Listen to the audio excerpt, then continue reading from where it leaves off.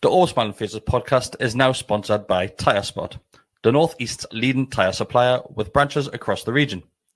Tyre Spot don't just do tyres, they cover everything from servicing to wheel alignment.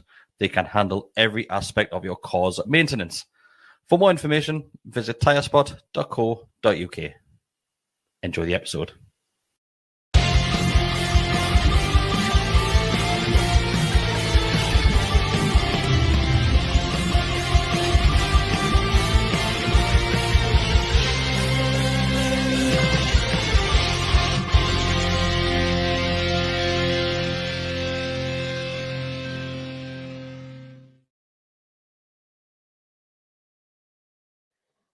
Hello, everybody. Welcome back to the Always Smiling Faces podcast on the GallowgateShots YouTube channel.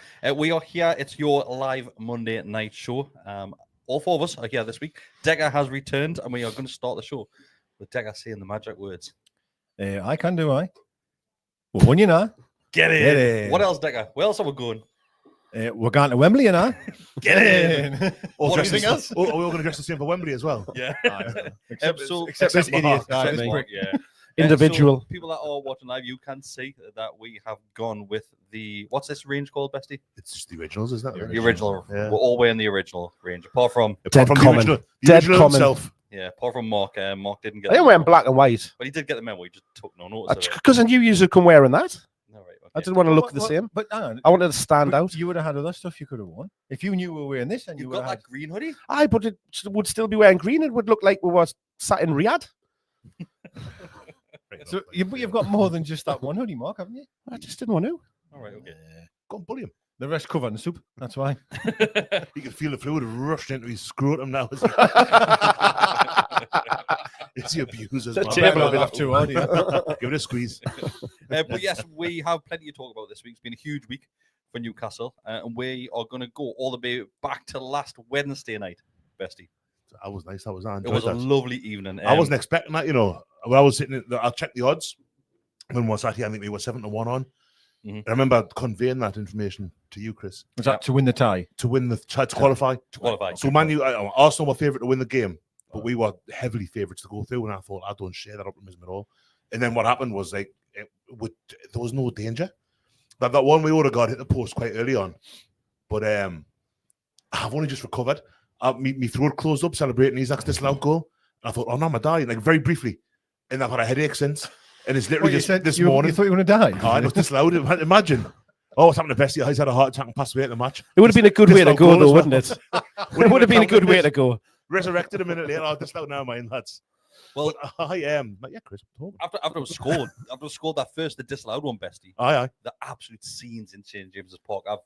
It's been a long time since I've seen that. I had to compose myself for a minute because I was. Did you stand up like? I applauded. Well done, boys. It was unbelievable, Mark. It was absolutely wild where we are.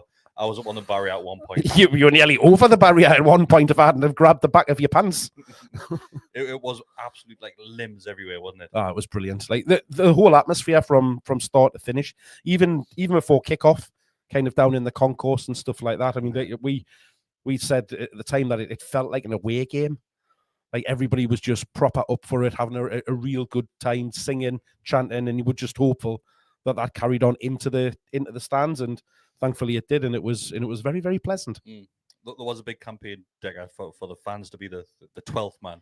Certainly gave that like. Yeah, I mean, listen, we're tremendous when we're going to the game, especially at home under the lights. Everyone's tanked up, and the game really means something. And it's funny because I go back to the Saturday game, which was Fulham. It was the total opposite. You know, it was a bit like the atmosphere wasn't there. But when we really need to turn up, we turn up, and that's exactly what I mean. Bruno had said on socials before the game, like, we need another night like this, referencing the Paris Saint-Germain one. I think highlights had been going around. Yeah, perhaps maybe an Almiron scoring or something. So there was because he had left and stuff, and I seen Bruno commenting saying, or might have been the anniversary, of the game, and he had said that we need St James to be like this tomorrow night, and it was absolutely outstanding. That's one thing that was said to me on the concourse. Got a couple of beers beforehand. One of the lads says it feels like PSG. This is what PSG felt like before the game. Obviously, I wasn't there before the game. PSG for me felt like going to Lidl and getting a pizza. You must be furious when they played Thunderstruck as well. I was in a concourse. I missed that.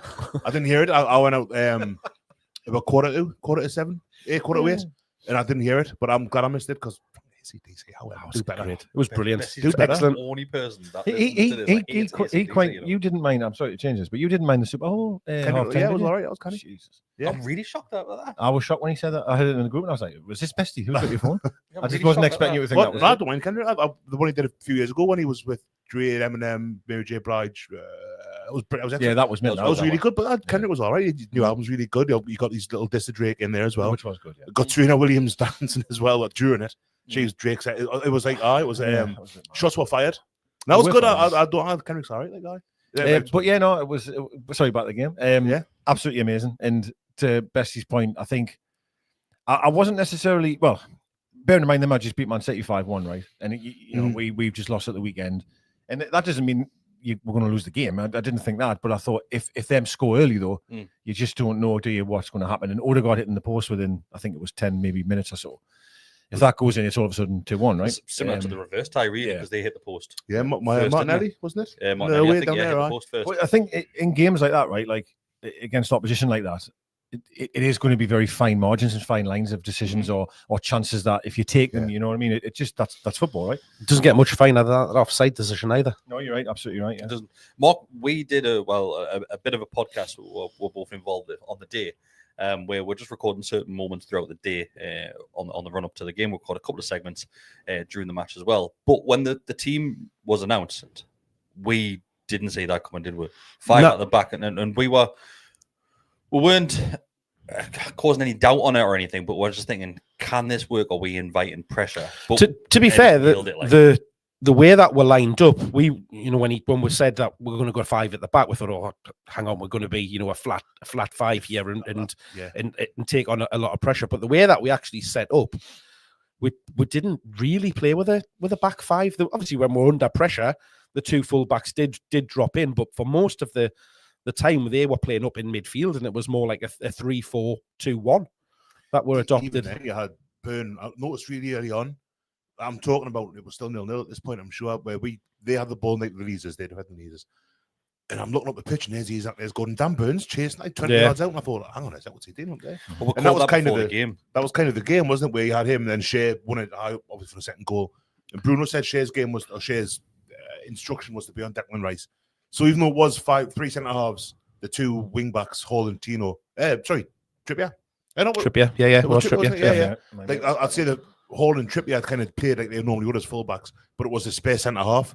Botman for the most part stayed back. It was brilliant, by the way. Yeah, he was really Shea and Ben were just pressing. They were, yeah. You don't have to whisper that, Besty. You can say it a bit louder. I feel as though I feel just kind of reverence because he was so good. He read everything. It was like Shea and Burn do what they do. Burn just throws himself in front of everything, and he's brilliant at it. He times it really well. Botman was like, I don't think he was off his feet once that I remember. Everything was just like reading the way the play was going, the ball was going, getting in the way, playing it off. He was excellent. It was such a good performance by Botman. And obviously, it was like, that's all he's done because he's been knackered since, hasn't he? So, unfortunately. Yeah, unfortunately. Yeah. Mentioning Dan Burn, we saw it in the first leg. Deka, he was literally throwing his body in front of everything. And is he so far? I think if we remove Isak from the conversation, is Dan Burn just a minute, ladies and gentlemen. The moment has finally arrived on the Always Smiling Faces podcast. That Dan Burn's a centre back. Say the words. He's probably been player of the season so far. Sorry, can you just repeat that for us again? He's been player of the season so far. I think if you include Isak for the first 2 or 3 months, I think Isak started his run, but December, late November maybe. Dan Burn's been playing excellently since August, and Isak's been. Don't get us wrong. Isak's been incredible, but Dan Burn all through the season's been really, really. No, good. I agree with that. But I think without Isak, we struggled massively. I think with Dan Burn, we'll probably get through in games. But I think that's why I think we're taking Isak out of the question because he's a goal scorer. Would have struggled to have got through games without Dan Burn in, because we would have had one fit central defender. I know, but if I give the like option, like Kelly was hanging around for a bit. Which player would you rather lose if you had to pick one? It's not going to be easy. Well, so do you think Dan Burns played better than Isak this season? I would say he's been more consistent. So over the course of the season, I would say yes. Okay. Because if you remember the start of the season, Isak, maybe not fully all of his fault because he wasn't getting a lot of service and stuff like that, but there's no doubt he's had a hell of a purple patch since, probably November time. Yeah. Yeah, no, I agree with what you're saying. I think Burns been absolutely outstanding. I've always said he's better at centre half. Like it's just how I feel. But he got the Writers' Player of the Year, didn't he? Personality. Sorry, wasn't it? Yeah, sorry, yeah. He's a huge leader on and off the field. I mean, there's no doubt about it. Right. He's a big lad. But no, I absolutely love him to bits. I think it's funny when I'm thinking about the final. I think they're headed to likes of him that I hope he wins it for. Like, well, not scores the goal. I mean, but gets the opportunity to lift the trophy. I'd love pants off if he scored the winner. Dan Burn to achieve that. You know what I mean? Yeah, he deserves it. Kind of the same players who aren't as heralded. So obviously we know that like when we get the transfer window, people go Arsenal after he's like, oh, Bruno's going to go to Man City, or but whoever, you got all these players and the people say, oh, he's going to go there because it's a bigger club. Dan Burn's like, I couldn't imagine Dan Burn playing for another Champions League chasing club. Forest maybe the exception, Bournemouth possibly, so there's two of them.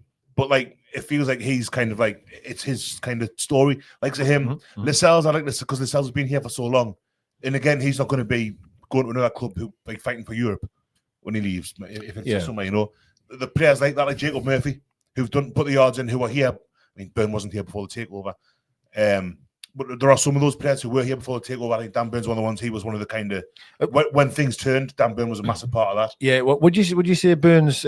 What's the word? Maybe overachieved, or he's better than what you expect him to be when we signed him, or do you feel that this is what you expected when? No, it wasn't what I expected. No, I was stunned when we first got him, and I seen him play almost his first game, and I was like, "Wow, hang on, you're unreal." But I still never thought maybe the longevity of his performances would be as good as this.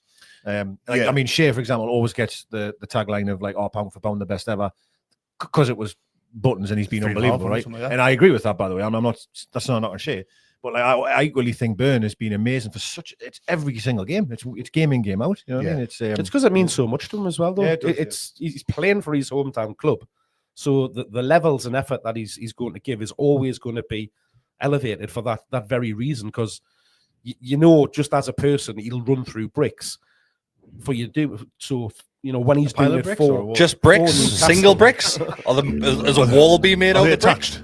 If mortar can be involved, it doesn't need to be. But you know, I've just got images of Dan Burn just stepping over bricks. Run through bricks. I think what them like an assault course. What he does well, you know, running through bricks and that is because he's not the fastest, is he? And a lot of people when you I know. The game and a lot of people might think, you know, at the top level, his pace, he might get found out.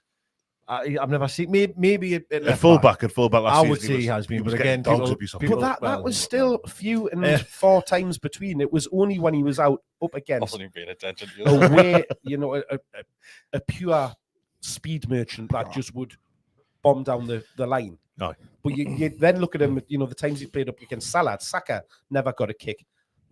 Probably the two is Alanga and Semenya as the two times where he did have difficulty, and there was a very short. Was the boy at Wolves? There was a small period. The boy at Wolves, Diego Jota. No, right this season or last Traore 2 seasons ago. Sorry, no, Jota. What went at Chelsea? He got injured, didn't he? Neto. Pedro Neto went to Chelsea. Yeah. Yes, Pedro Neto. Either way, that's not many games that we're picking there. You're picking a game at Molineux that happened 18 months ago. There was only a very small period of time where I think everyone had this sort of anxiety that he was playing left back, right? And maybe that was one of them. Sometimes you get a pile on, don't you? Where it just seems to be everyone's scapegoat, if you like. And I know Mark referenced that a lot at the time, saying like it just seems to be him type of thing. He's never been a bad player, though. His pace. No. You know, I don't think. I mean, people would because that's how people are. We'll talk about how he's shite. He's not, but he's never been shite. He's just not very quick. And like you say, when you've got Mo Salah or Bukayo Saka or Pedro Neto, but they're not quick. And if they get in behind Dan Burn, bless him, he's going to struggle. You've seen a moment of it at the weekend. There was one moment just on the halfway line where he got into a bit of trouble. He really struggled at the weekend. But again, he's entitled to have a day off. I thought he played really well. Did he really? Oh, yeah. Oh. I thought, generally speaking, we struggle, but we'll come back. Did he take him off for injury? I thought he took him off. Yeah, he got a thigh or a groin strain, something like that. I thought he really struggled. Hernia. I've got a hernia, by the way. There's going to be a lot of jokes going on here. Yes, I've got a hernia. But do you know what it is? I think we'll have to give him credit. Like now that he's in his proper position, that he's been. Come on, say his head. Now that he was only the best left back in the country for a long period. Now that he's back in his natural position, his natural habitat. Was he ever the best left back in the country? Don't get him started. He's been fantastic. He really has. And look at the stats. He's the best with 9.5 fingers. Two of the other players that I want to mention that I thought were absolutely outstanding on Wednesday night are Bruno and Tonali. They covered every blade of grass on their one. Ran and stepped over bricks, Mark. I didn't see any bricks being stepped over. They were great, weren't they? A lot of bricks. Yeah. There'll be one getting stood on later. I mean, I run out of things to say about Tonali. He's just so bloody good. He gets better every time. He's unbelievable. Like, it just put... I mean, I used to go on about a lot about how lucky I thought we were to have Bruno at the time of when he signed. You just really are seeing, since Tonali's came in and cemented his place in the team. So bricks again. I'm on a right building one tonight, aren't I? You just see him popping in the wall every now and then, doesn't he? He's unbelievable, man. Absolutely unbelievable. Remember that shot again in the Fulham game? Oh, because I don't think I've been here. He hit the crossbar, The crossbar. Yeah. Shot that was, wasn't it? Deka can literally do everything. Yeah, no, he really can. Except take a corner. But yeah, not many can. Yeah, it's weird. That, right? I know we're not talking about the thing again, but I'm going to just jump to Saturday. When he came on in the second half, he was outstanding when he came into that game. He's class. Just shone through. Head and shoulders above everyone. I thought, even though he only played the second half in that game, I thought he was the best on the pitch. Yeah, I thought so as well. You see that they're building the foundations of a really strong midfield. It's absolutely brilliant that we've got him. Like, and again, going back to the semi-final, we didn't have Joe Linton in there, which I thought would be a huge miss given his physicality and energy that he gives. I thought Tonali was outstanding again. Every single game. When you look at the lineup as well, you've got Tonali and Bruno up against Rice, Odegaard, and Thomas Partey. I think we were not worried about that when you first saw the team sheet. I'm not worried, of course I was. But then it just didn't. Like, Declan Rice totally lost his head. Why? He couldn't hack it. He couldn't, and that's... What do you think he couldn't? Could you not think... Was it the atmosphere he couldn't hack? Or was it the fact that Shea's a bit of randomly just on him? Like, I don't think it was. I don't think he was expecting it. He had a goal. He had that push on Tonali that got away. He should have been sent off. Yeah, he could have. Yeah. That foul on Bruno, but he just couldn't. I think I was when I got back home. I stuck Sky Sports News on. I was having dinner, and it was David Ornstein from the Athletic on, and he was saying, like, you could see the Arsenal fan players like couldn't deal with the atmosphere. And I think that was part of it for Declan Rice, where it was whether the fans got under his skin. I mean, Trippier was chipping away at everything. Trippier was an absolute arsehole last Wednesday. So that's been one of the shouts and one of the commentators came in saying, "Are you glad that the shithousery seemed to have returned?" It was so important because you could see. I honestly think that's affected Rice. Havertz was just shutting himself. He was trying to kind of, because he's a shithouse himself, but he was. He's a poor player, I mean. He's not. I don't think he's a poor player, but he's not a striker. Yeah. Number 10. If you have him behind. I just think he's like languid. He's slow. Oh, he's not slow. Havertz isn't slow at all. He's rapid, man. I think I'd beat him in a race with Ernia. Honestly, I think he's terrible. Like, I can understand why. I'm sorry to say this, but I can understand why they're obviously banging him. But he's like every 5 minutes because, like, the him up front, like, I know he's not a striker, so he shouldn't. Yeah. But I just think he's so easy to play against me, like, and he does dive all the time going down. Obviously, Trippier was giving him more for that a lot of times. But I think I've said a lot of times that I feel Trippier should be playing more, and that's no slight on Tino. I just think Trippier's class. I really do, and I just feel in their moments you need that experience and sort of someone that's been there and done it. And I think you saw how good he was in that game. Like, he was just he's controlled, and the experience is the one that I like. Big game experience, isn't it? Massive. He's played in European Cup finals. He's played in I'm fairly sure the Champions League final for Atletico a few years ago against. No, he did not play in the Champions League final for Spurs. Yes, big pardon, he did. Right. He's done it. I mean, he won the league in Spain and all that. So he's played those big games. The Champions League for us last season, and that's one thing I think. I remember when we got to Wembley last time against Man U. One of the big differences I remember saying at the time was their experience. Their Casemiro, that David De Gea had won stuff, and all across the pitch, you look, we've got like he's a winner. We didn't have that. We had Miggy had won the MLS Cup, Trippier had won La Liga, and that was pretty much it. Whereas now, ironically, we haven't got that much more kind of in regards to trophies won, but we had that cup final. We had 6 Champions League games against Dortmund, Milan, PSG last season, and that's the huge games, the atmosphere, the event. and we've done it again this year. Even in the league, the cups last year we had a hard game. I feel even though we've got a far better team in Liverpool to play against than we had Man U 2 years ago, I kind of feel a bit more confident because I've backed this team more than I did the team 2 years ago. Yeah, I think it's less about the experience now. It feels more like just being in a final and getting there. This is what we do. I think it's like you've been there once. You know what it's all about. Yeah, you've had a doubt. Let's not be overawed this time. Yeah, I think it was such a, and rightfully so, it was such a big thing for everyone involved, one of the fans, and like just it seemed this sort of like end of the rainbow style story, right? First like, final in 24 years, and wasn't it? Something like that. Obviously, Byrne did an emotional speech to the group, which I'm watching him not do again before the game. Yeah, everything's the first, right? And I just don't know, maybe. You know. Well, Jacob Murphy referenced it after the game, didn't he? Mm-hmm. Yeah, he did. He said that this time we need to go one step further, or the next level, or something like that. And how's references in these press comments before as well, that like they'll approach things differently and they'll trick things maybe they did, times before. Play the game, not the event. Maybe. And I think you're going to have to do that. And I was trying to think from memory. I'm sure Isak didn't even start the game. No, he didn't. When we were down there. Wilson started. Quite mental to think that he wouldn't be starting, but it's just that's the form and that's the way Wilson was. Well, him and Wilson were pretty much like you could chopping and change it every week. You couldn't change it. No, there wasn't. Isak hadn't quite hit those heights yet. I think he hadn't long come back from injury as well. Weren't they out the team? The pair of them. It was like Given and Harper in 98, 99, whatever that was. Yeah. Whereas obviously we've got Gordon now who will be starting because my mate's not there because he played the final last time. Yeah, played well as well. Tonali will be in and stuff. So there's, but the good thing is that there's such a strong part of the team that did play that final. We'll have a goalkeeper as well this time. True. Yeah. I felt I can't like Karius, but it was his first game in like 5 years or something like that. Like, and it was, I don't think it's terribly, but pardon? We'll have 6. I will start because I might need to. They'll all be on the bench. I think I probably 3 again at the weekend, wasn't it? Was it?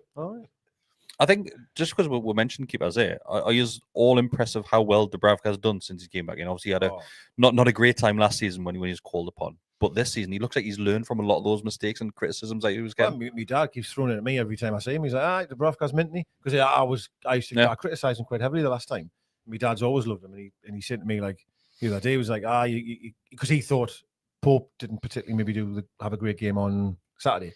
Maybe from the kicking aspect, because every time I see him, kicking was poor, terrible, like horrendous. Whereas I think that is one thing Dubravka, I still think is worked on more. I think that he's definitely improved. Like he really has. But to your point, though, I mean, absolutely, because I just feel I don't know if it's just him or the defense or the way they've worked together. As I felt before, we weren't the pressing team that we were when he was in goal. Everyone seemed to be a lot deeper. His starting positions weren't as good as Pope's. Whereas I feel his shot stopping really has never been in question. I have no problem with Dubravka saving shots. I think he could do that. I think it was everything else I had problems with. Whereas I feel now he's got all of it. Perception seems to be that he's quite weak on his right hand side. Dubravka, I've seen quite a few times online. People saying stuff like that. I can't say I've noticed it. To be honest, I wouldn't say I have. But I think his starting's all right. He's a kind of keeper. He's prone to. Some keepers are. He hoists a couple in every now and then. Because I think he struggled coming back from that howler in the was it Euros or the World Cup? Euros. That was a bad night. It was bad that like that. But no, he's been outstanding. And like Pope hasn't been able to get. I know he played Saturday, but that was rightfully so. But even when Pope has been there, Dubravka's almost made the spot his own again. Yeah, Pope made a couple of great saves on Saturday. Their mind. One particularly he did. Yeah, it was great. Yeah, he did. But I think, like you mentioned, Deka, I think that's Dubravka's spot to lose now. I think so. Yeah, I think so. Which I would have never said 12 months ago. And that's why football's mad. And I keep saying everyone's willing to climb over the fence and have a go at Wilson. And maybe I understand that to a degree. But I'm telling you now, man, if he comes back and scores, he scored again on Saturday coming back. If he comes back and scores, he scored 2, didn't he? Really one goal. But if he comes back and scores a couple of goals, people will soon forget that he's been injured. And now he needs to play more. But what I'm saying is football's a funny game in that, like, if I had said to you, Dubravka is going to get another chance in goal, he's going to take Pope's place, everyone would say, what on earth are you on about? He'll be gone in the summer. We're going to sell him. Football's a mad game, man. Well, Dubravka said he's goodbyes at Arsenal, didn't he? The first leg, he was gone. Like gone this month. And do you know what it is? I think he's got even better since that game as well. Yeah, I think he keeps on improving. He's steady. He's been steady away. He has, anything else you want to mention about that Arsenal game? Anything else you want to highlight? The atmosphere was so good. It felt like the first couple of games after the takeover. That was brilliant. For about a year after the takeover, the atmosphere was brilliant. And then it just dipped. It's kind of gone back to reset. Like it felt like the Tottenham game, or actually the Arsenal game, last game that season. Yeah. And it's what the Champions League game should have been, but we just didn't do it. Where we're kind of everyone was up for it. Like you say, there was a buzz in the concourse beforehand. The city, I felt fine. I kept myself busy all day last Wednesday. I was working. I had loads on. I had my eldest city's football club 5 till 6, so I didn't think I kept it out of my mind as best I could. And I got off on the metro, and I'm just chatting to my mate from work and all that. And I stepped off the train at Haymarket, got up to Percy Street, and I thought you could feel it in the air. And I thought, oh shit, it's a big one, this like. But then, like I say, the game, and weirdly as well, normally, how often have we said that it takes a bad decision or you feel like there's going to be some injustice for the crowd to really get behind them? And it didn't happen on Wednesday. We just got behind them. Yeah, but it did help. We scored so early, even though it wasn't given. But that was a hell of a start. Oh, that's true. That's true. It was a funny one. Almost in the opening minute of the game, it felt Rice took it off the goalkeeper, took quite a bad touch, and then Shea was on him straight away, and they ended up passing it out to play. And Shea like fist bumped the fans and stuff. And I was like, that was only about a minute in, and I was like, the tone was kind of set from there. Whereas I feel previous games, I'll reference Bournemouth and Fulham. We have huffed and puffed at the start, and we've never seemed to really get into that gear. Whereas against Arsenal, I just felt we came out the trap straight away. You know? Do you think there's been an element in the Fulham game in particular where they've held back a bit with Arsenal in mind? 100%. I think so. Yeah, 100%. I hate to say that, but I think so. Yeah, 100%. Like we were talking to Brian in the pub beforehand, Mark, and Brian said the thing about Newcastle, you can tell within the first 5 minutes what sort of Newcastle's going to turn up. Like when you straight away were up for it. Obviously, the fans have helped because we were so loud from 5 o'clock, but we were loud in that stadium, and you can tell the players absolutely thrive off that. Like they do, and you know anybody would. You look at any club that's came to Newcastle, they'll always reference the fact that it's a difficult place to play because of the fans, the noise that's generated and stuff like that, and it is a real asset, and that's I guess why we as fans get a little bit annoyed when it is flat in the stadium, because we know what we're capable of doing it when we're all together on it and making that amount of noise, and it drives on your own players. It'll intimidate the others, and it is a cliche, but it is really that 12th man that can make such a difference. And when you've got that hostile kind of environment that's being generated, it puts them under pressure because they don't like it.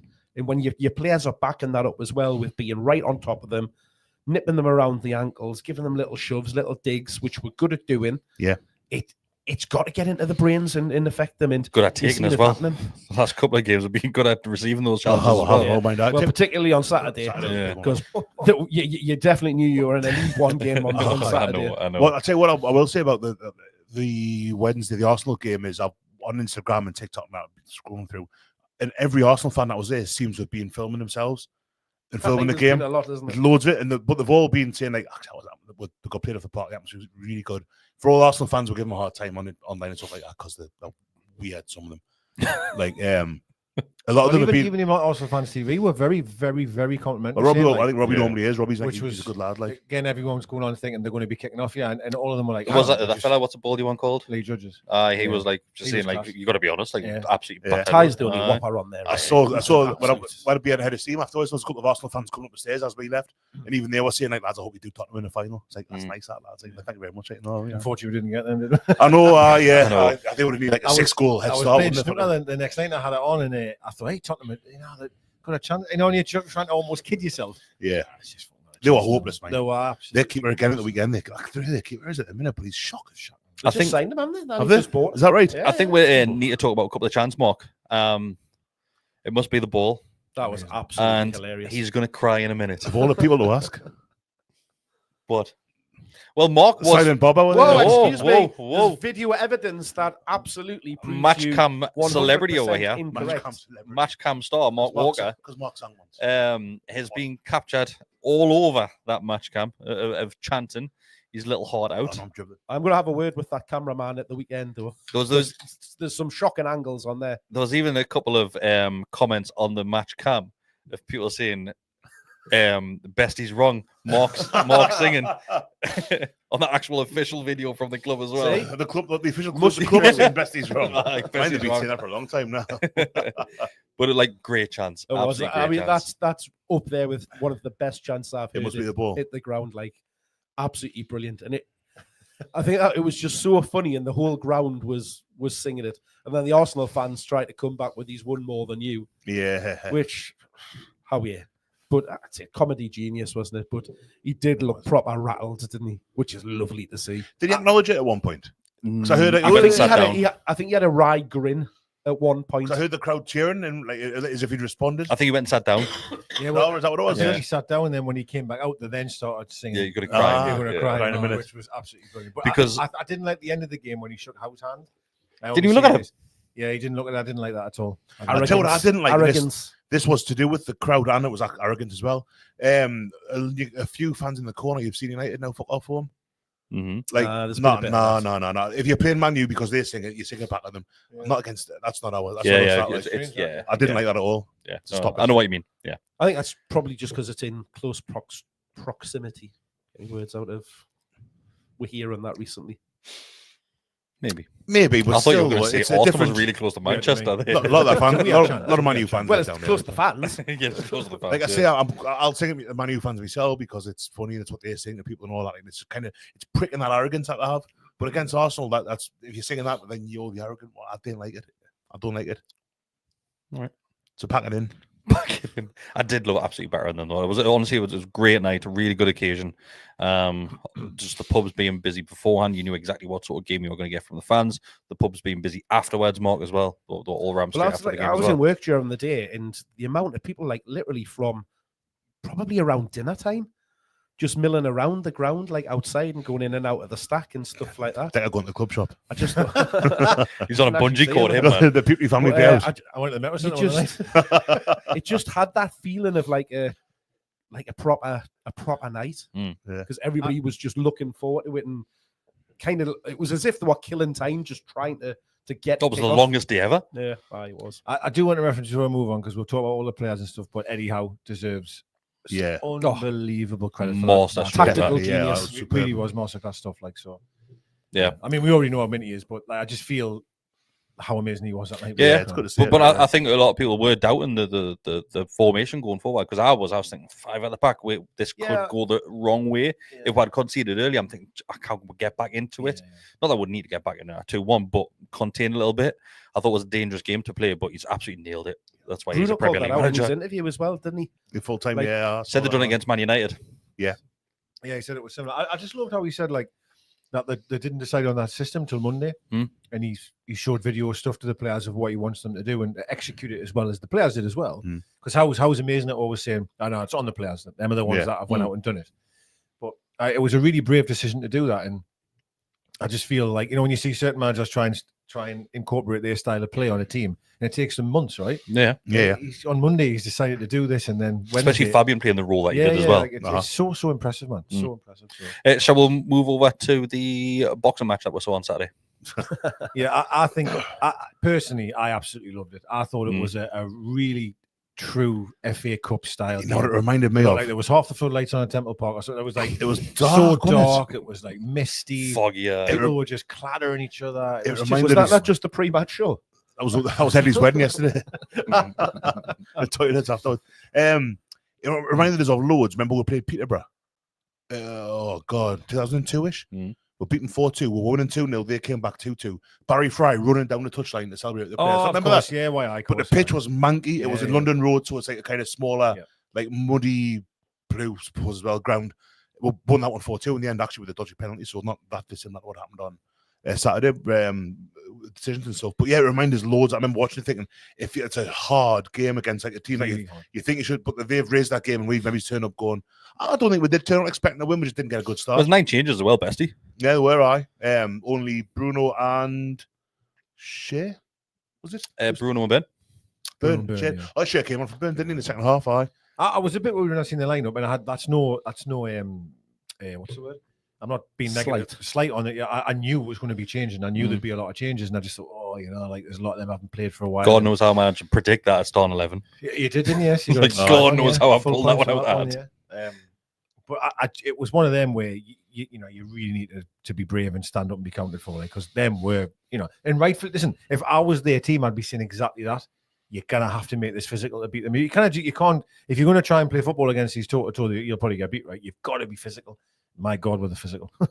Oh, they were dangerous at times. And We need to mention Osula because he had them rattled. I love him, Big Willie. He's some boy. So rawny.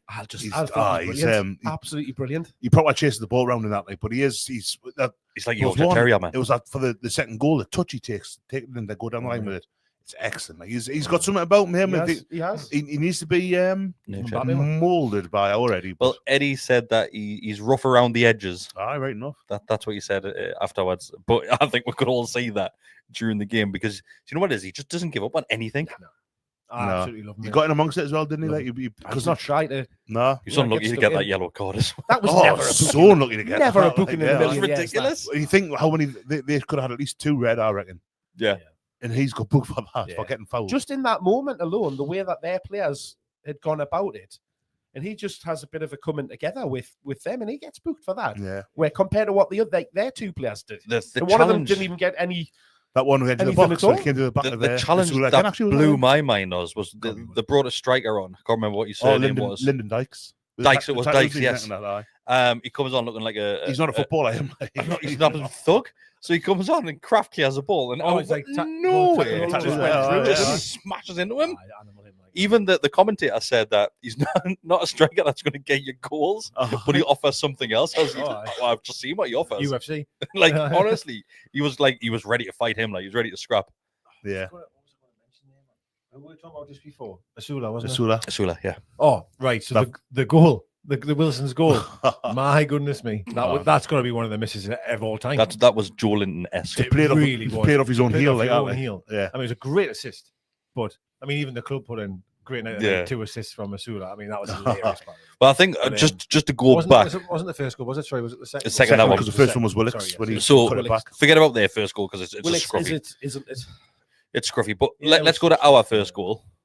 That ball's not over the line, to be fair, it was a good move for them for that goal. Actually comes in from a corner, wasn't it? Corner to the back post. They did it a few times with the back post. It was a nice set piece. The same guy kept getting open and hiding back. He was was he number 2? I forget. He was brilliant. Yeah, him. He looked about 3 foot out. Was it that I know. I forget we'll call him now. But he went on for a challenge with Target once. I think Target put challenging for He was aggressive as well. He was good. I was really impressed with him. Like great in the air. I mean, Pope hasn't got a hope else chance on that one. I mean, he tries to. Well, it comes off Wilson's. Yeah, deflection. Isn't it? Yeah, it's deflection. But to our goal, I thought Wilson did really well for the build up. Yeah, the build up. Yeah. He sort of fumbles a little bit, but he does really well. He puts a good ball over, and obviously Asula.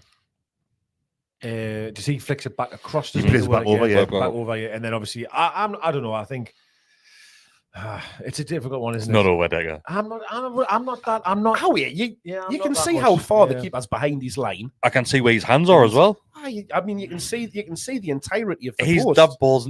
Are you 100% confident that ball's over the line? You can see the entirety of the post, but it's not on the line, is it? The camera's not on the line. But I think you're 100%. It's not. I think you can't award that goal unless you are 100% certain that's gone over. I think the linesman thinks it is over. Tell you what's he's nowhere near it. That was the only thing for me is how he's nowhere near it. How close are now? Well, the linesman cannot be that. He's got to be on the sideline, hasn't he? So he can't be that close to it anyway. Like no, but if he's up with play, he's going to be looking straight along, isn't he? Where he's not. He's looking at that angle like the camera kept giving you, which it makes it look miles over. Yeah. So from where he is, the keeper is a mile behind his line, isn't he? So he's looking at that and he's where his hands are. Pickford, at Goodison a few years ago, the 2 Lejeune scored. Really similar to that. Yeah. I don't know if it was over the line or not. I'm not sure. But I felt it was more over the line than it wasn't, is what I would suggest. It was, but is the full ball over the line? Well, that's what we don't know. It's like Willett against Arsenal last season, isn't it? Yeah. That was 100%. I would say he has to finish the one that comes back at him, by the way. Yeah, it was poor. Good over the top. me. Wilson's reaction. Wilson's like, what? He can't believe that this guy. When in the studio at half time and full time, who was the old Birmingham player? Was it Curtis? Not Curtis Davis. Was it Curtis Davis? Curtis He was saying, how does linesman give? That is no. And I think, linesmen have been given that decision for 100 odd years before goal line technology came in. If the linesman thinks it's over, then he's got to say it's over. How was goal line technology not there? I get VAR's not. League One. I don't think it's League One grounds. Other grounds. League One. I think St Andrews can accommodate it. Had they been in the Championship, it's the same as how they didn't use VAR in the Championship for a long time. Because even though like Swansea went down, everybody couldn't. Norwich, the clubs at Premier League stand their grounds. Man United goal.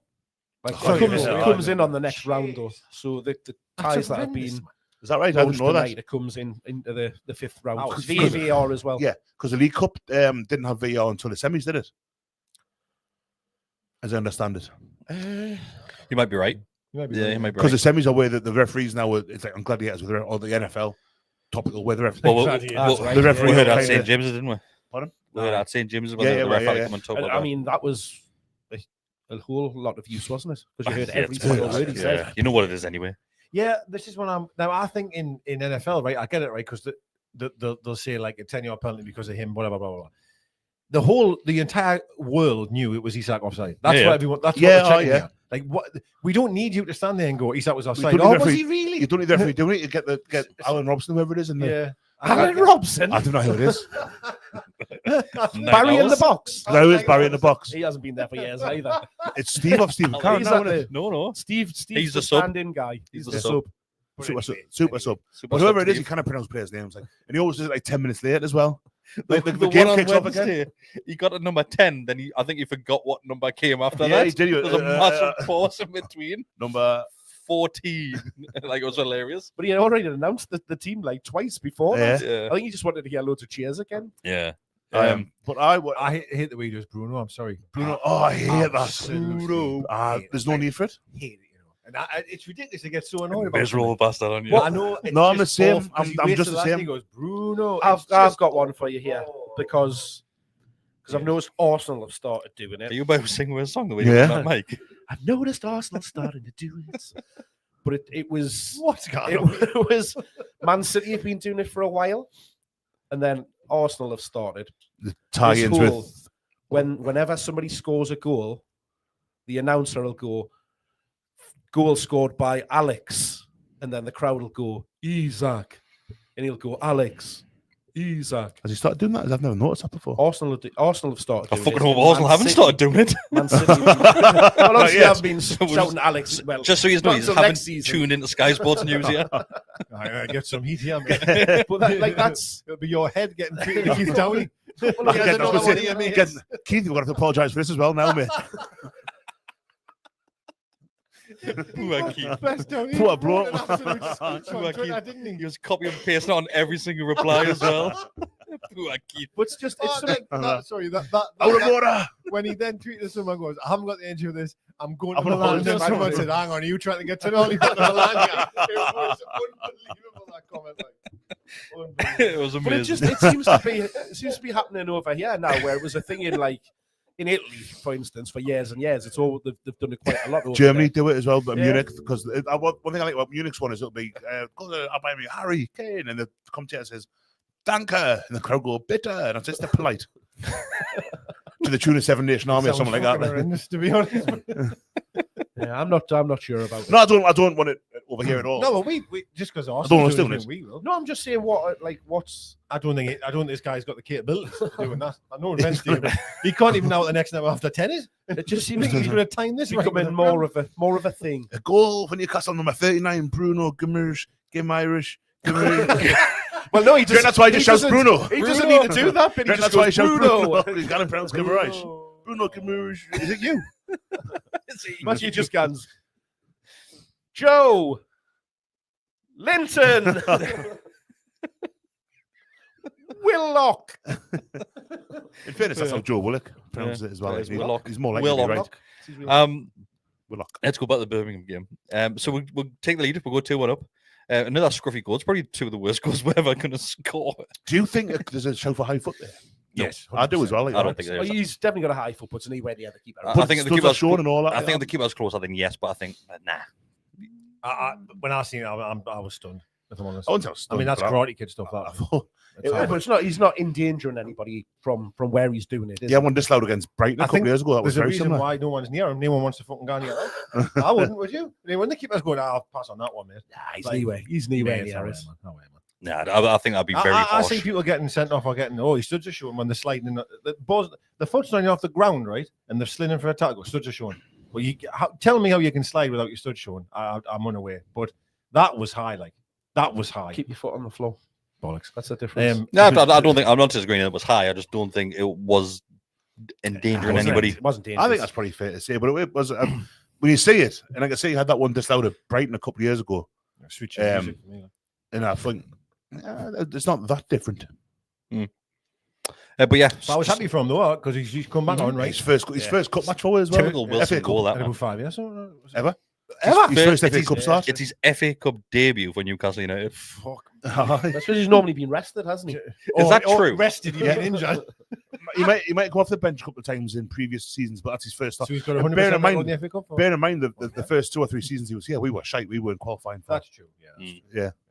Still That's mental. mental. Right? That is mental, like, bloody hell. First season, how we're out first round. Cambridge. Well, third round technically. Well, but, Chef I mean, both first 2 seasons, because that one and then Chef wins the season after when Chris Wood was up front, and it was the Newcastle Chris Wood, not the first one. God, wasn't it? It was a bad one. Yeah. If anybody does have any questions, send them through as quick as possible. We'll go through as many because we do already have a handful. So we'll go through a lot. Their second goal, well, But yeah, their second goal was what a just strike. fantastic. I'm Offside? Eh? The lads offside in front of the keeper. Well, I put this in the WhatsApp group saying if VAR was there, that goal gets ruled out. I would have been. I think so. Oh well, I'm glad VAR's not I'm glad it wasn't. I'm glad. I'm glad it wasn't now that we didn't get knocked out. I I would would have be been awful. I mean, yeah. I agree with Such a good hit. you. It's such. Fuck it. That was a great goal. Yeah, it was He fantastic. catches it sweet as like does. Yeah. Yeah. Do you think Poker had done better? Because I agree. There's a lot of people Absolutely who not. think That is- Emma was at the game and he said he thought he could have done better. That's one of the questions. He was a good keeper as well. I said- Emma pretty would have saved it. Emma, you would have saved that one. Aye. You'd have caught it. That was a question which I came in. Sorry, I didn't favour it, so I can't remember who put it in. But was saying, should Dubravka do a bit better for that one? Dubravka shouldn't do any better. No, he's not. He's not Oh, there. sorry, it's Josh Stockton. Sorry, Josh. So Josh sends in a donation. Definitely not. And he says, good to get the win on Saturday. Great game. It was a good old-fashioned cup tie and brilliant advert for footy. Credit to both teams. Should Pope do better for their second goal? I've seen some comments saying he should have done. Nah, not for Not me. a chance now. Yeah. He gets a touch on it, but it's past him before he. Reminded us a lot of Martins at Tottenham that time when he just hit like a million mile an hour. It's unbelievable. It's a great hit. Unbelievable. It would have been the style with VR as well. Like it's kind of. I'm kind of glad that it wasn't. Now again, Now that we've won, Yeah. It just, like that moment Yeah. should happen. Like it's a wonderful goal. Like full credit. I actually thought we did all right to head it away. If I'm being honest, it was quite a dangerous cross. I can't Bruno's remember. just a bit slower at closing down. That's all that is. And then yeah. bang, obviously, it's just a hell of a goal. Like, So and Josh, they had some good chances. There was Tino couldn't live down there on their side.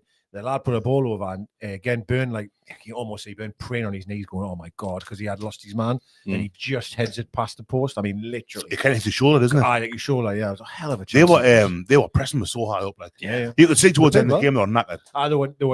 They were Done like, but that first hour maybe they were causing loads of bother. Like Pope made a great save from the volley. yes, to his it was right. Yeah, it was a great. That was a save, really good save. That. Strong hand. Yeah. So like we said, Josh said it was a good advert for footy. And Liam has followed that up as he's saying the second half was a good advert for wrestling because that changed. The one on Willock, man, I can't get over it. When Willock he does him on the line, and the lad just stares at him like I often do a mark and just want to just high. and he just goes straight in on him, doesn't he? There's absolutely No need. He doesn't know where the ball is. And when he gets up, he's complaining to the ref. The ref's going like, "Well," and he's going, "I haven't done what you're on about." And I thought, "Oh, was it just shoulder to shoulder? Did I maybe imagine that?" And then when I seen the replay, I'm like, "Hang, you haven't even looked at the ball." There was once. about 4 players that ended up in the boards. Like, Yeah, it was shaded. Yeah. Remember the night advert when they play against the Demons? Yeah. It was like that. There was a challenge that goes in on Basula when the fella goes in and the referee forgot to book the bloke. And it was just like one. I think it was Cantona gets tackled in the advert. And he's like ends up upside down. But it was like that. That was mental on Willock. That was mental. That one. But there was a lot of bad challenges, like especially the second half. And I think it got because they were getting so tired because they'd give everything they had in the first hour. The only thing they could do was foul. we called it though in the WhatsApp group. We called it saying you know which way this game's going to go soon. You could see it coming because do you know what it is that like we've done a match reaction afterwards, and there's a comment from a Birmingham fan that's saying like.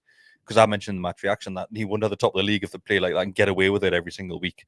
And one of the Birmingham fans commented in just saying even they were shocked at how physical they were getting because they don't normally play like that. But it is just down to them being absolutely knackered. And Yeah, now nothing left. I mean, they were really in the physical from like an hour in. It just got like, ridiculous. They were really good. The goals were loads of bother. Even towards the end of the game, was a few times where they just turned on the midfield and that they're a good side. Who was the one that took That's off? why they're top of the league. They put Yeah, some good football. they're a the good striker. football side. Stansfield. He played well, didn't he? Yeah, he did. He was busy. He's a little rat, like, but he was busy. You know, You see him and Shea having it. Yeah. Go on, Fabian, take his head off. He was like a B-Tech James Vardy. That's what you remind us of. Yeah, Like he was, James yeah. Vardy. And He's been around a fair few teams. I saw Has he? I saw a comment on Twitter the other day that said he looks like that bloke that where you can give his neck a Chinese burn. Oh, I know. Yeah, his neck's That Barnsley fan, wasn't it? that's who it was. Do you know the one with the black eye as well? He deserved another black eye. Yeah. What a prick he was. He was doing my head in him. Like. Yeah. And it was funny because when Osula had about 25 of them, he was trying to handle on that right hand side. That guy with the black eye, I don't know if you noticed on the replay, he was almost like shying away as if like Osula was going to hit him. I'm like, he's not even talking to you, man. Yeah. And he was keep going, and I was just like, that was mad. That bit, like, that whole the thing was fact mad, that there wasn't was like 4 or 5 players like going at Osula, and he'd done nothing. Yeah. He'd done nothing. He was just like it's that taking the piss out of him. Refs do though, don't Well, they? yeah. The refs see that they know like there's 5 against 1, but because it was him that's involved, they automatically both get booked. And you're like, It's why? mad. Yeah. It's Why? ridiculous. Ridiculous. There was one moment, and it's not really been highlighted back, but Osula's fouled, and the referee doesn't give it. He plays advantage, and Osula has a little kick back at the player, and he trips the player up, and he was already on that yellow card at that point. I'm thinking, you're lucky there, sunshine, because you could have easily been off there. But I thought he was wonderful. Like he was getting the ball. He was just trying all of his little step overs, his turns. He's tempting them taking back. them I'm telling you now. on the right hand side as well, though. First half, he quietened down in the second half in the middle. That's just about 4 players. He was getting a lot of the. He was getting He was getting a lot of the ball in the first half. Like, Yeah. Willick, I thought Willick didn't start very well, and then all of a sudden he got the goal, and it was like, I can play football here. And he had the one. It was his shot that Osula kind of kicked off his own heel for the second one. And obviously got the third. It could have been a hat trick for Joe Willick. Off that third goal, you've got to take your hat off, Chris, for Willick. That the ball, that His he movement, plays, across the front of that box. Absolutely brilliant. It does that. When I was a kid playing football, and the coach would say, "If you don't stand admire it, go and like chase the ball up." And he did. He makes that run. It's excellent. Like Longstaff plays him in. And There was a wonderful pass he played for Murphy that went around the goalkeeper. yeah, Murphy went around the keeper. That pass was lush. it was a great ball out of the way of it. To Murphy. Well, I thought Murphy did one. do you think Murphy should? I mean, if he squares it with Sula scores. But I think Murphy's got every right to take it. I don't know. 100%. I thought he did It's everything really right. good defending. Like, yeah. I was shouting, go around him. That he did. I think he did everything right. It was just one of them. You know? Yeah, I think when you look back and you look at the free streams, like you go, yes, you should have squared it, but it happened so fast. Of course, he's going to hit it. He's in form. How Sula was scanning. He was. It reminds us a bit of Shea at Fulham at the start of the season when Shea could have squared it to Isaac, sorry, and didn't, and Shea puts it wide, and he should, if he squares it, Isaac scores. But he take this shot, like there's nothing wrong with taking a shot there. No, I agree. But hands down, I thought Osula was absolutely amazing. Like he just, especially playing on the right hand side as well, like a new position for him. And once again, Eddie's Howard took a risk. I don't think we had many options that we could have done. Hence why. No, that was the issue. So when I was doing the prediction for the starting 11, you wouldn't have seen this because I cut this bit out. But the first team I was putting out, I had a midfield 3 of Willick, Miley, and Longstaff. Then I got the left hand side, and I was like, "Fuck, am I going to do? I've got no player to put on the left hand side." So I've stopped the recording, I had to start it right again because I thought that's the only way I can do something by putting Willick on the left hand side. He was always going to play there. I am honestly a bit worried about the squad. Like, if I'm honest, I just think we're even worse now. I know I'm a bit worried. I am. We've got Botman's got a bit of a knock. Yeah. Burns got a bit. Has any of this been confirmed? But, we haven't had a press conference. He's yet, mentioned that How's mentioned that Burns had a thigh strain or whatever, groin strain, but he looked all right after the game. After the game, he was back on the field. And he was all right. Like, I'm not saying how you're going to tell. Maybe the precaution as much as else, maybe like. But yeah, it's got a bit worrying. of time anyway. It is worrying if we do get a couple of I'm injuries. just a bit worried. Yeah, I just think if we get any type of other injuries, we're so thin, and that's not. I'm not blaming anyone for being like that. It's just the PSR world we're living in, etc. But it's just. I just think we're asking a lot of them, like a lot on how as well, because I just think that if it does, I mean, I'm not saying it'll be like where Ange's situation where they've got like 12 injured now. I'm not. Could be back to us in Champions League. See, you've only got to go back last season. Yeah, it's situation that we had there. But it is. I mean, the whole point of it comes back to PSR because in an ideal world we wouldn't have let Kelly go, we wouldn't have let Miggy go. Yeah, because we would have kept them for the squad. But because we've got that offer on the table, I agree. You've got to take it. I mean, the Kelly deal is amazing, right? Like you get ridiculous. The money it's insane, right? Like, I mean, it's not. Was you saying, Mark? It's not just £20 million up front. It's all in. Yeah, it's a little bit here, a little bit there. If they do well there, it's a bit. But I just feel it's a body, though, isn't it? Like, the here and now. I appreciate absolutely your mind's thinking for the future. Oh, great, get rid of him, get him off the wage bill. It's wonderful. But that's it. It's huge if Botman and Byrne are missing at the weekend. But and as good as Kraft normally does when he comes in, you then having to go with a midfield of Share and Kraft. But then we're just going down one of those arguments again where we said that. So only a couple of weeks ago, we're saying that opportunity comes available where a player is able to be purchased. Like Gordon, we went down that route with Gordon. If one's there to be sold and the deal comes in, you have to do it. Unfortunately, I think if it meets evaluation and all that, and there's the time left on the contractor thing as well. And we were talking about when we're looking at Gay in the summer, people will go, well, in January he's not going to be. Obviously, he's still at Palace, isn't he? But people were saying in 6 months' time he's not going to be commanding the same kind of fee and all that. And it's one of those ones, where if you run Miggy down in that 6 months, I mean, Kelly probably had a lot of time on his, but the money he was on as well, apparently 120, 150 grand a week, depending on who he listens to. Jeez. It's free transfer, though, isn't it? That's how it works. Yeah, they're still paying a lot of money. Like it's a. We're not talking about Sol Campbell. I mean, how? I know there's free. I think he was on. He was shite. He was rubbish. He was on double that. No, but double the size as well. I get when there's a free transfer and it's a big fee. Pretty weird. 150. Bloody hell, 150 grand for him. If that's what it is. How am I? Do you see the event? The fans, the event 5 minutes in. Yeah, already. And I saw a few. Because I looked at, I forget what was one of his posts or something like that, and people were saying like, "I don't worry, it'll come." And I think, "Oh God, he must have had a really bad game." Because even the ones who are praising him were saying like, it just takes a little while to get up to speed. I'm like, which that can't have. It can, but like, I didn't think he was when he played for us. I had no faith in him. Like, at all. Yeah, he had a couple of good games. We'll jump through the questions. So, just because it's topical, Evan says, with the sales of Kelly and Miggy, along with the money from previous deals, he mentions Anderson, do you think we'll be in a good position come the summer to buy, or we will need to offload more? I think we're always going to offload more because you still look at looks at likes of Isaac Hayden and a couple of other players that are around the club and just get loaned out all the time. But I think it's been well documented from the press that the reason that we haven't spent in the January transfer window is because we're going to be going all guns blazing in the summer, hopefully. We've heard that before, mind, that we're going to spend big in summer. We have heard it before, but fingers crossed this is because the year drops off, doesn't it, in regards you're going to a new 3 year. So the Isaac thing comes off it? Yes. Hang on, no, it doesn't summer. Doesn't. It'll be the first winter and summer windows that we had, so all the Bruno, the Burn, the Trippier. I put in that thing.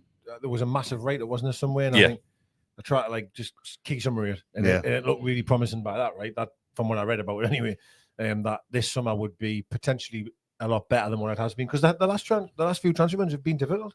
Have been difficult. And again, I always come back to Howe and I think it's tough on him because he really wants new players in more than anyone to try and refresh the squad, etc., etc. But you would like to think this summer is going to be. I mean, I don't want to use terms like. There is this transforming, transformative. We're going to go all out and all this. I don't want to be too optimistic, but bring a couple in. I would hope. I would definitely think a couple in, and I think more promisingly, I don't feel we have to sell one of these. That's the way of thinking I am right now because we've done so far so good this season. If we continue that, then there's no need for us to sell players to bring more players in. Yeah, fingers crossed. I would be absolutely devastated if we lost. If we lost Isak, because I just feel, yes, you may get 120 from him or whatever it may be, right? You can't replace him, man. Like, he's I don't think there's a value you can put on him. I agree. So, you cannot lose him. But that comes down to not money. It comes down to our what we do on the field. That's going to keep him. But I think it would be great to if we can get Champions League football, maybe even win the cup if we could, go into the summer and strengthen. Then I'm telling you now, you could come out of that summer window going into the new season in an unbelievable shape. Yeah. Like if you can keep everyone that we think we can keep, add a few more in, sky's the limit. Like. No, I'm looking forward to the summer. It's really good. There's still a lot of players that are, as things stand, out of contract in the summer as well. Scott's coming in saying we've currently got 4 goalkeepers that are out of contract in the summer. We've got another 4 to replace them, but that's Ruddy, Gillespie, Vlack, Dubravka. I know Vlack probably in contract, will he? Gillespie, man. Who's the 4? I don't know. You might have just said 4 off the top of his head. But yeah, it's Ruddy, Gillespie, Ruddy, Dubravka, and Dubravka. I think if you rock up with your gloves on next season, you might get a training gig. Like I might dig the shinnies out. you might do it. You'll have to take that hoodie off. No, I'm not doing it. No, it's on. It's tattooed permanently. I'm actually topless. We've also got Cher, Kraft. So Who else? Wilson. Lascelles, Wilson. Yeah, does Fabian get a new deal? 100%. Yeah. 100%. Yeah, I'm in agreement. I think it's a no-brainer. Absolute no-brainer. Absolutely. Yeah. He's still. He obviously. Everyone's getting older, but he's Was kind his of. Longstaff not, or has he just signed? I don't think Longstaff's due to expire. No, his deal at least. Scott said Vlack is the other one, so he might have What, just he had a only signed a short-term one-year contract, contract? maybe. I mean, we didn't want him, did we? So maybe that's what we've done. Is going to have a year. Surely he didn't just sign I don't know. right? I'm just going with what's Scott saying. But yeah, I think Fabian will definitely get a new contract. Kraft will. It'll be a couple 100%. year extension. I think Fabian will get a new deal for 2 years. It won't be a long term one. Wilson, potentially. No, man. Why? Well, if you don't, right, that's fine. But then you need 2 strikers. I think. I still feel we're Oh no! I know. Would you say Sula, two? Even though you got Asula there, would you say another one? So another 2 strikers? Because I think one just to replace Wilson.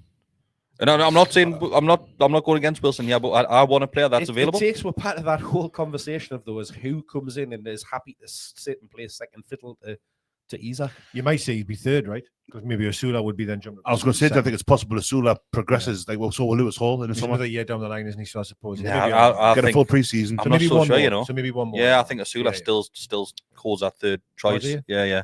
Well, then And that's what I'm saying. It's difficult to attract somebody to play second. I think fiddle. Asula will end up being that versatile player forward. Play across the front Where line. you'll see him everywhere. Yeah. You'll probably see him left, right, up top, anywhere. Yeah. Which is he's But I think Game's Lascelles over. will go. So the fact Kelly's gone as well, you'd think would be sniffing around a central defender again. It's a Cher's not getting any younger. I think would probably still keep him there as essentially as a squad player, maybe. Do we need cover it right back? Trippier? Does Trippier stay? Because Trippier goes. Kraft's. I love Emil Kraft, but he's in his 30s as well now. Trips will go. Trips will go. That's in the why summer. I'm thinking. But his versatility of being able to play right-sided Versatility. centre half and Right across the right back line, though. Left back, if he's Hall's played not. left back before as well. Yeah. Target's not going to be there much No. longer, I don't I mean, think. if the reason Target's still here now is Jamal because Lewis, he's the other Kelly one that's left. out of contract as well. He's back and he's in the squad now, Jamal Lewis, but he's injured. He got injured at, was it Sao Paulo? Sao Something Paulo, yeah. There's another one. That's just another random player that I completely forgot about. Yeah. So there's 100% going to be outgoings. He cost like 12 million, didn't he, when we signed him from Norwich?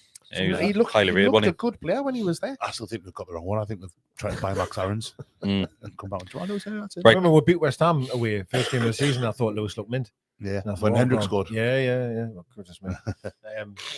Yeah, that was a funny one. I smashed your glasses, aren't they? Remember that night? Yeah, It was COVID night, wasn't it? COVID, wasn't It was COVID night, which when you got told off for climbing on the stage. And that, yeah. Yeah, because it was supposed to be social distance. were When you were on the absolutely stage, hammered That was Night, Samad, wasn't it? battered, Yeah, was it? absolutely battered he was. Absolutely battered. Aye. Good night. Was that? That was September. It was my birthday Remember, night like, out. was it your hand and one eye out? So Like that one ball, So glass eye out? I was 55 You degree had, stuff. you had your sunglasses, On the one roundabout. lens fell out of the sunglasses, and you kept on wearing them. Yeah, it was on the corner. It was bar 52. Yeah, that's who it were. Was that when was Wilson's debut? Was that, wasn't it? Would have been, yeah. Wilson, Yeah. He scored and all that, Hendrick. Hendrick scored It screamer. was a good night out, to be fair. It was mint. Yeah, it was class. Class. It was really the first night out after COVID, wasn't it? Yeah. Yeah. Right. Next question. It's another donation from Josh. Josh says, thoughts on the cup final. Are you more nervous given Which one? The FA Cup? the FA Cup? No, League Cup. He says, are you more nervous given the fact we lost 2 years ago, or confident with the hope we've learned from that game? The neutral atmosphere worries me. Can you be both things? I'm more confident that I was against Man. I say confident. I'm more confident that we'll turn up this time. Yeah, that's. I'm also more confident that we're playing a far better team than we were Yeah. 2 years ago. So I'm neither. I'm not confident. I'm not nervous. I'm just still quite excited and happy with it. yeah, I think that's Do you know me as what I well. But definitely when it gets closer, I'll then that feeling Yeah. it'll come in. But If Liverpool feel the side that they did, Last Well, year. I wouldn't mind Well, playing yesterday, yesterday's yeah. Liverpool Yesterday, against yeah, Villa. yeah. That would be nice. Seen they've got they'll go Man full City time. next. Yeah. I'm really looking forward to this one. I think we've already mentioned it a couple of times that last time it seemed like more of an occasion. Now it's we're going there to win it. Like, Yeah. 100%. Yeah, and at the end of the day, they've done amazing to get there. Like sometimes all you can ask for is to try and get how many times back in the day was I'd love a good cup run. No, we've had 2 finals in 3 years. It's magnificent. 2 finals, the quarters of both last year. Yeah, it's magnificent. This is what, like I say, we've become a really good cup side, except the caveat that we've won out. If the Newcastle turned up in the last 2 games, in particular against Arsenal, we've got a good chance in that final. The team that turned up against Liverpool at St James's in November, I think, equally, wouldn't cause them bother. It's a funny one because I kind of wish, like, I'm glad it's a neutral ground because it's not at Anfield, but I wish it was at home. Like, because I just feel I agree with the comment. I think trying to say like we found that the last time we were there when we couldn't create what we wanted to create. Probably. I've seen War Flags thing. I think it's been put on WhatsApp where they're trying to get a singing section going behind the goal. But to be fair, did that last time as well? Did they? Yeah, they encourage everyone. I don't know if it was Wall Flags, but there was some sort of petition to encourage everybody. The centre bit was the stand. The standing right in the middle. Fewer seats I'd realised. Obviously, that was category 1 or category A, whatever it was at the time, which was you had 100 loyalty points at that stage because obviously we didn't have the cup scheme. So you would have thought that would be your core away. That's pot 1, isn't it? That you would go. Yeah. Well, no, not necessarily. I'll guess so. Like, I think it should be. If you in your pot 1, you've just got to have gone to 5 games. 5. So that could be a mixture of home and away games. If you've gone to all of your home games, there's 4. You just need to go to 1 away. You would think that the players will be up. The players are cup final, man. Yeah. I mean, the players will be up for this. We'll be waving with flags. Well, and we'll be giving. I think you said earlier, Deka, that Eddie Howe said that they will be doing things differently. Yeah, he did. Whatever that means, it could be anything. Obviously, you mentioned we saw Dan Burn do a speech to the lads before the game. It could be anything to do with traveling. I think is it West Ham that will play just the week before the game. I think traveling. I think he might mean like maybe the time they arrive at the ground, the time they get down. I don't know. I think he's got different plans. Maybe he thinks they could have done better than the time before. Maybe the importance that they're putting is learn from experience. Yeah. Won't have the cameras there this time as well because the Amazon documentary there behind the scenes was that time as well. So that might go in with favour. Yeah. It's less about that. And I doubt he would have said this, but going out there and enjoying yourself versus let's go out there and try and win the game. Because there isn't an element of that. There would have been a hell of a lot of people that were there at that last cup final, where it was the first time they've ever seen Newcastle in a cup final. It was my first cup final. I didn't get the one in the 90s. Yeah. So it is a big occasion. Like I hadn't been since 1999, but it was still 40 then.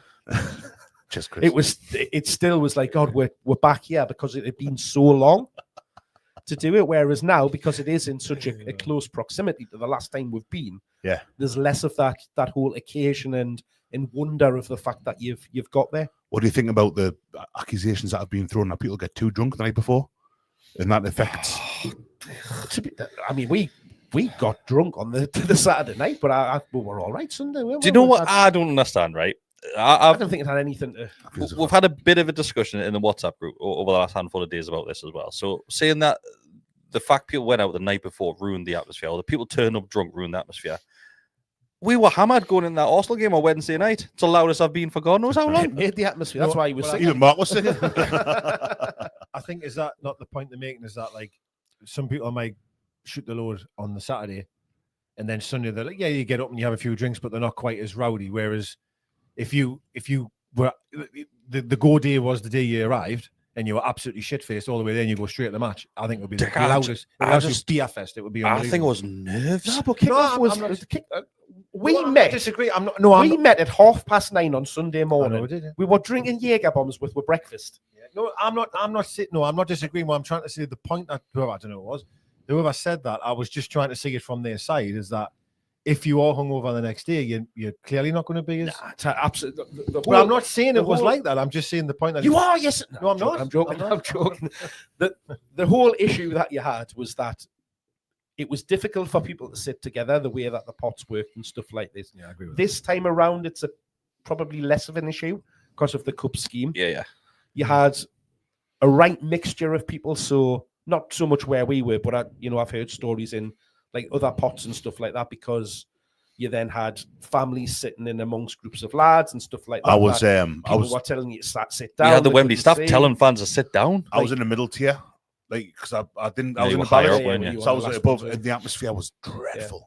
Yeah. It was. It wasn't great where we were, but we were in the one of the first pots to to pick. So we had, good seats and a good surrounding. But when you hear the stories from other people, again, I think because people wanted to just soak up the atmosphere and experience it, they maybe just honestly, I think it was nerves because like on that Sunday when we were sat in, and there was a Wetherspoons, wasn't it? We were sat on the Sunday, and I couldn't even drink because I was so nervous. I felt ill, man, going into that game.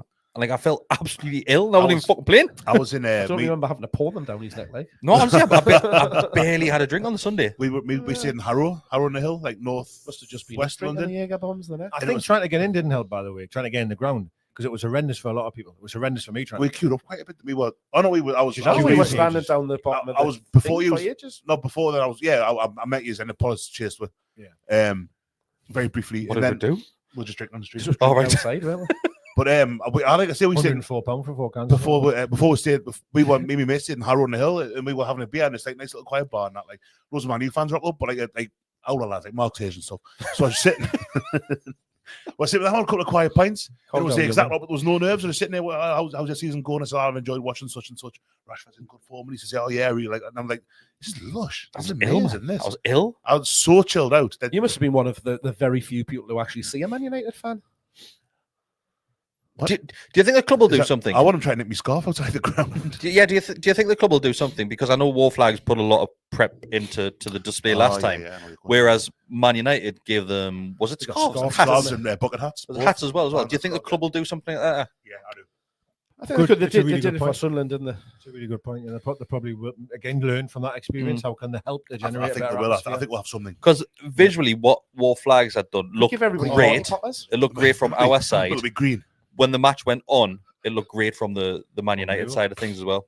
No, I thought it looked incredible, and I also did love that even when we were down and we were getting beat towards the end, all the flags come out again. I thought it was a beautiful moment. Like, I loved it. People even moaned about that. Well, people love moaning. I'm sure the losers' mentality. I saw that. Like, it was ridiculous. I'll tell you what. Going back to flag waving and stuff. Before the Arsenal game, when Johnny Blue Hat was doing their local hero, I hadn't realised you were going to do the long version. I was expecting a nice short version like on FIFA.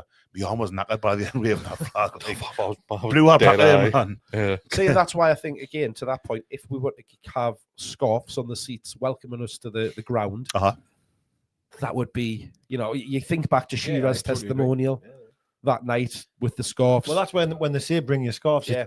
It's that night is what's in the head, right? It's Was it the Southampton semi last time? Yeah. That's right. And again, that looked, most of the cup games. There was more people brought them then. Because I was disappointed with the amount of people that actually I brought mine had on Wednesday. scarves. Yeah, good point. At the Arsenal game. I think you're right, Chris. I saw someone make a point online. I think in this last few days, I think they will do something like that. I think if it's be nice, wouldn't it? If it's a scarf or a woolly hat or like I say, a Saudi Arabia home shirt or something like that. Wow, wow. There'll be some one of these scarves. One of these jumpers. So Mark's got to wear one. Wait, I've only got one. Just don't wear it because you've always got them on. With the scarves, the fact that we can make something visual to really get that, we're seeing it on Wednesday with the flags, with the scarves, with the music.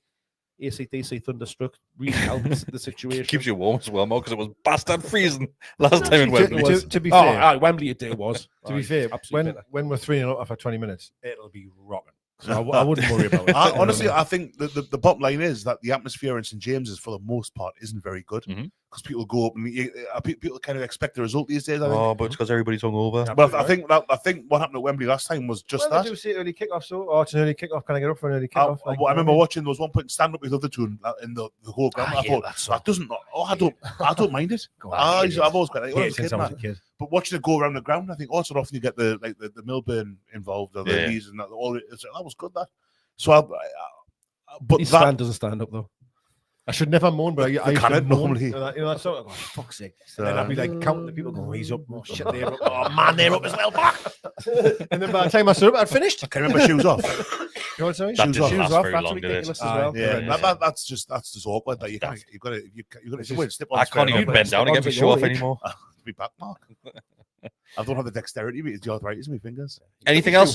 Or is that we're done? No, I think we're done. Who's the next game against? Man City. Oh, well, we'll win that one. So Saturday, 2 weeks. Saturday, Man City away. There's an international break coming up before. Oh, no, it's Man City this Saturday, isn't it? At 3 o'clock. Yeah. Was it not the international list? No, but No, it's Man City this Saturday, and then we've got Forest weekend. Not very good, but it'll be a challenging game. Yeah, of course it's going to be a challenge. Of course it's always going to be a challenge. But West Ham coming up as well. We'll get through that. Yeah, you've got it's a horrible run that we've got. We've got Man City, Forest, Liverpool, West Ham, then back to Liverpool and the FA Brighton at home. Yeah, and the cup. Which happy with that draw? It's an okay. Well, it's another 20 quid coming out of your bank account. 30. 30 cup, 30 quid. Mind you, I mean, you don't have to go. Well, transfer that ticket. They're fifth, and obviously on 41 points as well. So it's actually a really big game. You think the top 5 of the Champions League. So there's a thing now. Before we go, Chris, if you of course you can indulge us a second. Someone else that's been in our group, I haven't mentioned it tonight. The games were played in the League Cup. Wimbledon, Renford, who are 11th in the league at the minute. Then it's 4th, 3rd, 2nd, and we're playing top of the league. Yeah. So again, we've just had this outrageous run. Like last year, when we had Man City away, Man United away, we had Chelsea away, we got knocked out. Would have won it had Trippier not been doing what he'd been doing. We'll just keep on getting these draws in the cup. Brighton's not an easy game either, you know. But when you look at, and I've seen a couple of these comments and people having a moan about it as well, as that when you look at who's actually left in the FA Cup, it gives you a good old chance because there's a lot of teams have gone out, and then even in this round, again, there's Premier League teams being drawn against each other. Obviously, we have Villa v Tottenham, apparently, that was yesterday. But you know, if you've just got to try and keep getting through them games, and it's just a lot of ask on the players. We're still on for the treble. Only us left, Deka still on for the treble. The last ones. FA Cup, I mean, wasn't now the last 16? So we're 1 way away from 2 wins away from the semis. Sick of set Wembley by. Would you rather win the FA Cup or the Carabao? FA. Yeah, FA is more prestigious. I mean, I'm not going to be. I tell you what, I wouldn't care which one. Just win. I mean, if we win the Carabao, if we get beat off Brighton in the FA Cup, but then win the Carabao, I'll not be upset.